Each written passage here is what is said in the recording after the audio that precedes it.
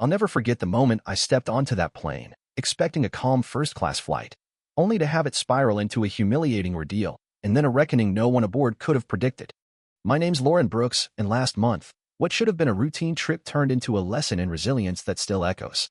I built my tech empire from scratch, 15 years of late nights, missed family milestones, and clawing my way into boardrooms where I was often the only black woman. That morning, I just sealed a $50 million deal, swapped my suit for sweats, and boarded the flight, eager to unwind in the seat I'd earned. But the second I crossed the threshold, I felt her stare sharp, cold, and unwelcoming. The flight attendant flashed smiles and welcome aborts, like a pro until her eyes landed on me. Then her warmth vanished, replaced by a stiffness I knew too well. While the guy in front of me got a cheery offer for a pre-flight drink, I got a look that screamed I'd wandered into the wrong place. "Excuse me," she said, loud enough to turn heads. "I think you're confused. Economy boarding's in 20 minutes. She had no idea who she'd just crossed or what was coming. Ever been sized up and dismissed like that? Drop your story in the comments. I'd love to hear it while I tell you how this flight attendant's day went from smug to career-shattering. I'm right where I belong, I shot back, sliding my boarding pass from my pocket. Seat 2A, first class. Her name tag read Stacy, of course it did. She barely glanced at the ticket before forcing a smile tighter than a drum. "My mistake," she muttered. No apology, just a clipped tone that said she didn't buy it. I sank into my plush seat, trying to shake it off. Across the aisle, a businessman in a wrinkled suit caught my eye with a flicker of sympathy. I'd spent my career navigating rooms full of guys like him. Some got it. Most didn't. At least he seemed to clock the vibe. "Pre-departure beverage?" Stacy chirped to the white couple ahead of me, her voice dripping with honey, champagne, OJ, the works. When she hit my row, she sailed past without a word. I cleared my throat. "Excuse me." She spun around, irritation flashing across her face. "Yes. Water, please," I said. "We'll serve drinks after takeoff," she snapped, then kept moving, pouring mimosas for the next row. I exhaled slow. "Don't lose it, Lauren. It's one flight." I tapped a note to my assistant. "Check which airline we're using for corporate travel." Then I overheard Stacy cooing to another passenger. "Such delightful guests in first class today." Her eyes flicked to me. Well, most of them. My grip tightened on the armrest. 15 years of grinding, and I'm still dodging this nonsense. The cabin felt like it was shrinking, the air thick with a tension I'd faced too many times. But what happened next? Even I didn't see it coming. Boarding dragged on as I tried to focus on my phone, contracts to skim before landing, but Stacy's antics had me fuming. Then I caught her schmoozing a new arrival, a middle-aged white guy in a cheap blazer, nothing screaming VIP about him. "Sir, if you'd like a window seat, I might be able to swing it," she purred. "First class isn't full today." He grinned. "Love the view." My jaw locked as she turned to me. "Ma'am, would you mind switching to 3C? This gentleman would really enjoy your window seat." The cabin went quiet, passengers peeked up from their screens. Heat surged to my face, not shame, but a slow, molten anger I'd mastered years ago. "This is 2A, I said, voice steady. "I picked it 3 months ago when I booked." Her smile stayed plastered, but her eyes turned to steel. "I get that, but we try to accommodate our regular premium passengers." The dig hung there. I wasn't regular in her world, first-class ticket or not. "I'm a Platinum Elite member," I said, loud and clear, with 250,000 miles this year. "I'm not moving." The businessman across the aisle piped up. "She was here first. No reason she should switch." Stacy's cheeks flushed. "I'm just trying to discriminate." I finished. The word landed like a brick. She retreated, muttering about tricky passengers under her breath. I opened my email, fingers flying, CCing someone whose name would have stopped her cold if she'd known. What unfolded after takeoff? It flipped both our worlds upside down. The plane climbed, and I tried to refocus, presentations to tweak, a company of 300-plus employees counting on me. But Stacy wasn't done. When the seatbelt sign dimmed, she started first-class service, draping linen napkins on trays with a flourish, everyone's but mine. She handed out warm towels, chatting up passengers like old pals, then flicked one at me like an afterthought. "Excuse me," I said, "can I get a napkin?" Her smile twitched. Of course. Must have slipped my mind. She tossed one onto my tray and moved on. Meal service kicked off, and she leaned in close to the couple ahead, gushing. "The salmon's divine today, paired with a lemon beurre blanc." "For me?" "Chicken or pasta?" she barked. No frills, no eye contact. "What kind of pasta?" I asked. She sighed like I'd asked for her firstborn. "Vegetarian." "Chicken, then," I said. "And I'll take the Pinot Noir you offered the guy in 1D. "We're out," she said instantly, though I hadn't seen her pour a drop. The businessman, David, he'd later tell me, frowned. I'd like the Pinot too. She faltered. Let me check. 5 minutes later, she returned with 2 glasses, setting his down with a grin and mine so hard it sloshed onto the tray. Oops, she said, zero remorse. I'll grab a napkin. I opened my laptop, added every slide to my email, then pulled up the airline's leadership page, adding a new name to the CC line. David leaned over. Bad service is one thing, but this? You reporting her? I smiled, first time all flight. Oh, I'm not just reporting her. I'm making sure this never happens to anyone on this airline again. When I hit send, I didn't know how fast the hammer would fall. 20 minutes later, my phone buzzed, a reply from someone I hadn't expected to hear from mid-flight. This is outrageous. I'm on it. Update me if anything else happens. Ethan Carter, Chief Operations Officer of Horizon Airways. Ethan's wife was my college roommate. He'd crash my charity gala every year, angling for my company's travel contract. I stashed my phone, a mix of triumph and exhaustion washing over me. I'd built my career on merit, not favors, but sometimes you play the hand you're dealt. Stacy came back to grab trays, still icing me out. When she reached for mine, she accidentally tipped my wine into my lap. Oh no, she cooed, fake as a plastic flower. Let me get club soda. I stood, dabbing my soaked joggers. These are merino wool, I said, low. Maybe be more careful next time, she hissed, just for me. I locked eyes with her. Stacy, I'd like to speak to the lead flight attendant. A flicker of panic crossed her face before she squared up. That's me. Perfect, I said, snapping a pic of her name tag. You can't do that, she snapped, rattled. Public space, customer service issue, I can. Another attendant, Mia, approached, worry creasing her brow. Everything okay? No, I said. I've been getting discriminatory treatment, and I want to file a complaint when we land.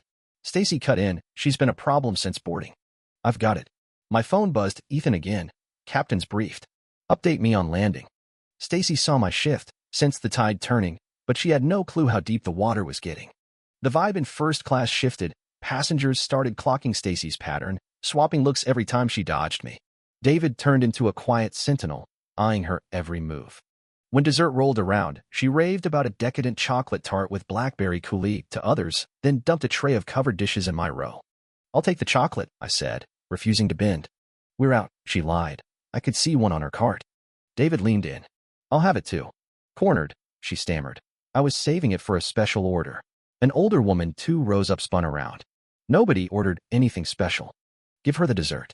The cabin froze, all eyes on Stacy. She shoved the tart at me, hands shaking. She was unraveling, and I hadn't even started. My phone lit up, 3 missed calls from Ethan and a text. Ground team ready.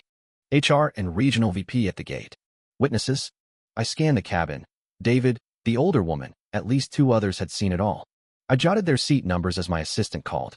Lauren, big news, Richard Hayes from Global Stays coming to tomorrow's board meeting. Richard Hayes, hotel magnate, elusive as a ghost, now in my orbit. That's huge, I said, loud enough for Stacy to overhear as she lingered nearby, pretending to fuss with her cart. Tell him I'm excited. And Sarah, prep NDAs for the airline acquisition talks. There were no talks, but Stacy didn't know that. Her face drained as she bolted to whisper with Mia. I almost pitted her.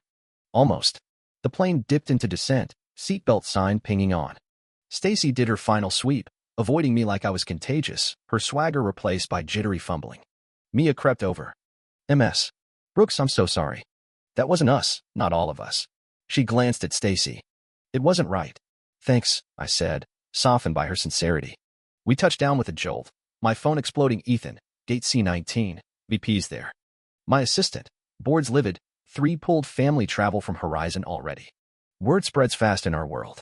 As we taxied, Stacy's phone checks grew frantic. Mia murmured something, and Stacy snapped. They can't be serious. The captain's voice crackled. First-class passengers, please stay seated for a brief operational matter. Brows furrowed. This wasn't normal. Stacy's color faded to ash. Through the window, I spotted suits on the jet bridge. David leaned over. She's earned whatever's coming. Worst service in my 2 million miles. The older woman chimed in. You somebody big, sweetie? They're buzzing out there. I smiled. Just someone who thinks dignity's non-negotiable. The door swung open, and a crisp-suited man strode in. Jameson Reed, Regional VP. MS. Brooks, he said, zeroing in on me. On behalf of Horizon, I'm deeply sorry. Stacy stood petrified in the galley, watching her life crack open. And that was just the start. The cabin buzzed as Jameson waved Stacy over. She shuffled up, uniform sagging like it didn't fit anymore. MS. Brooks reported multiple incidents, he said, voice cool but edged. Your side, Stacy? Her hands twisted. Sir, it's a misunderstanding. I treat everyone the same. If she felt off, it wasn't on purpose. David coughed. Not true.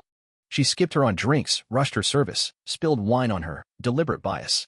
The older woman piped up, held back her dessert too, then lied about it. Another voice tried to boot her from her seat for no reason. Stacy's defenses crumbled, her eyes darting for an out that wasn't there. Jameson's gaze stayed icy. We don't tolerate this. These witnesses aren't lying, and MS. Brooks has evidence. He turned to me. I hear your company's eyeing Horizon for travel. This isn't who we are. So Ethan had looped him in, business stakes and all. Discrimination's not just wrong, I said. It's dumb business. My 300 employees travel a lot. Flights, hotels, big budgets. Stacy's jaw dropped as it clicked. Me'll take over, Jameson told her. Grab your stuff and come with me. You're suspending me over this, she yelped. It's your word plus witnesses and the captain's log, he corrected. You're off, pending review. She glared at me as she was let out, fury and disbelief warring in her eyes. What came next rocked the airline to its core. Claps broke out as Stacy vanished. Not a party, more a shared relief that justice had teeth. Mia jumped in, all apologies, helping passengers deplane. Jameson lingered. MS. Brooks, join us in the executive lounge? Our CEO wants to talk. Video call from HQ. This hit the top fast. I grabbed my bag as passengers offered cards. David, a Chicago law firm partner, said, textbook discrimination. My firm's here if you push it.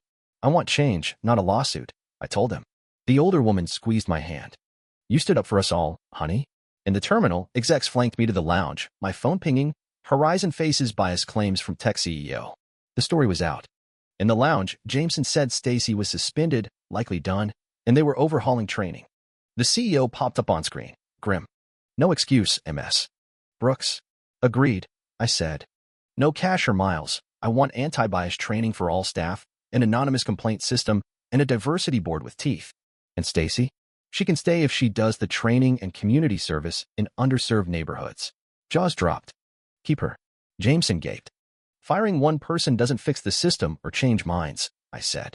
What unfolded next rippled far beyond one flight. 3 months later, I was back on Horizon, speaking at their new training program. The shift was lightning fast, public outrage from a viral video, 10 million views in 48 hours, and Horizon seeing diversity as profit pushed it. Stacy and Lauren Brooks trended, execs shared their own stories.